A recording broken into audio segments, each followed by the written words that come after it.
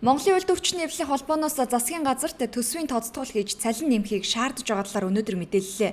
Хэвлэлийн хуралдаа салбар бүрийн улс орчны эвлэлийн холбооны төлөөлөл оролцсон юм.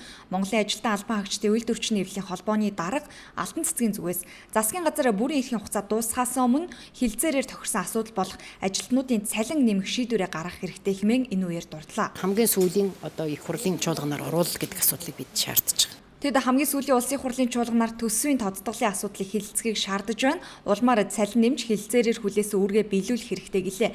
Тэгвэл барилгачдын улс орчны эвлэлийн холбооны дарга Батцогт салбарын нь хүнд байдалд ороод удаж буйг дуулгалаа. Ялангуяа засгийн газар сургууль цэцэрлэг орон сууц гэд концессийн гэрээгээр бариулсан барилгынхаа мөнгийг одоо хүртэл өгөөгүй нь байдлыг улам хөндрүүлжээ. Өнөөдөр барилгын одоо усын төсвөр хийгдсэн ажлууд нь мөнгө нь олдохгүй 12 оноос хойш 14 он данцын төслийг сургуульд мөнгө олгохдохгүй. Тэнд хэн хохирч юм бол ажилч тохирч байна.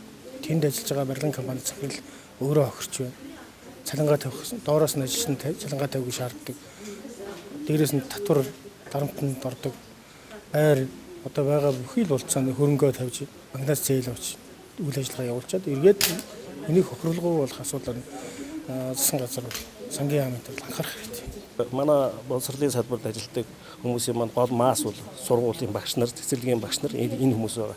Энэ хүмүүсийн цалин бол нэг 550 дундч орчим. Тэгээ 550 мянган төгрөгөөр өнөөдөр ар гэрээ аваад явхад үнэхээр л хэцүү байгаа байхгүй юу? Та нар бодоод үзээрэй. Нэг хил будаа гэхэд 2000 онд бол нэг 1500 ч байсан байж байсан. Тэгэхэд одоо 3000 болцсон. Яагаад гэвэл бас л нөгөө үнэ ашиг өсөлт нь юм явц. Тэрнээс болоод цалингийнх нь урдаа авах чадвар нь унаад байгаа учраас бид нар энэ асуудлыг. Энэхүү сүүлийн 5 жилд өргөн хэрэглээний барааны үн хэд дахин өссөн ч цалин дөрвтөө нэмэгдээгүй нь ард иргэдийн нуруунд дээрх ачааг улам хүндрүүлж зээлээс зээлийн хооронд амьдрахаас аргагүй байдлыг үүсгэж байгааг хэллээ.